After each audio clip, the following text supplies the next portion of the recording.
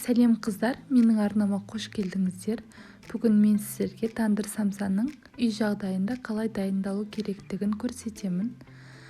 Тандыр самсаны қатты сағынып жүрген адамдар пісіріп көрсе болады. Мен пісіріп көрдім, өте дәмді болып, ерекше болып шықты. Ол үшін бізге арнайы ыдыс қажет. Оған ұнға тұзды араластырып аламыз. Оған 1 стакан суды қосып, оның үстіне жұмыртқа қосып, қолымызбен келіп аламыз. Барлық құрамы мөлшері описанияда көрсетіп кеттім. Қолымызбен жақсылап қамырдың июін келтіріп илейміз. Видеода қандай мөлшерде қаттылығы барлығы көрсетілген. Оны жаңағы ыдысыңызға салып, жылы жерге қайтадан қойып қойыңыз.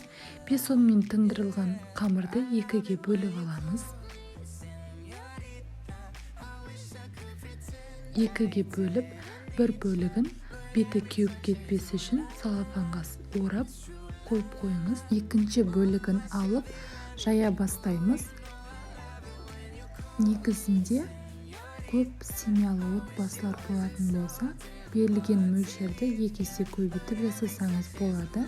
Менің бұл жасаған мөлшерімнен бар жоғы 10 дана самса шықты. Қамырды жақсылап жаямыз. Қатты қалың емес, қатты жұқа емес, орташа мөлшерде жайып алдым.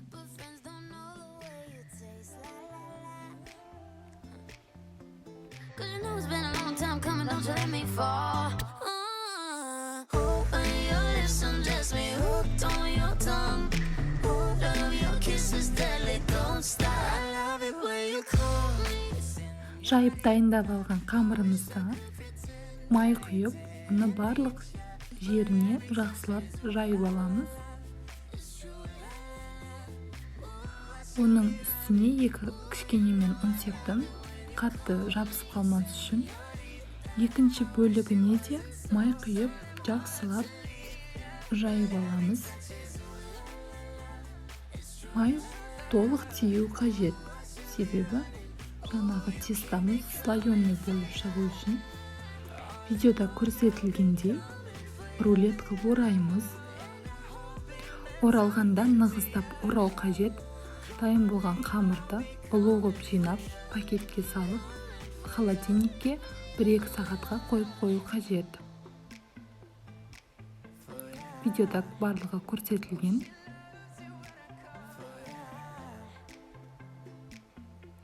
Салымына фарш, менде алдын ала қатырылған фарш, оның құрамында ет, пияз, картоп. Сіздер балғын қып дайындасаңыздар болады. Жұмыртқаны 2-ге жарып аламыз, бірі сарысын, бірі ақуызын. Дайын болған қамырды кесіп, домалақтап кесіп, дайындап аламыз. Оны жақсылап жайып,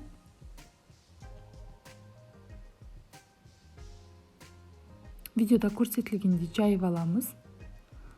Салымын салып, домалақтап, тандыр самсасының формасын келтіреміз.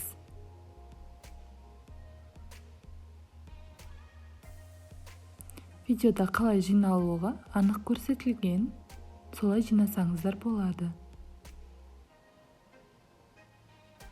Басқа жиналу жолын білемін. Өзіме басқаша ыңғайлы десеңіздер, өз қалауларыңызша жасасаңыздар болады.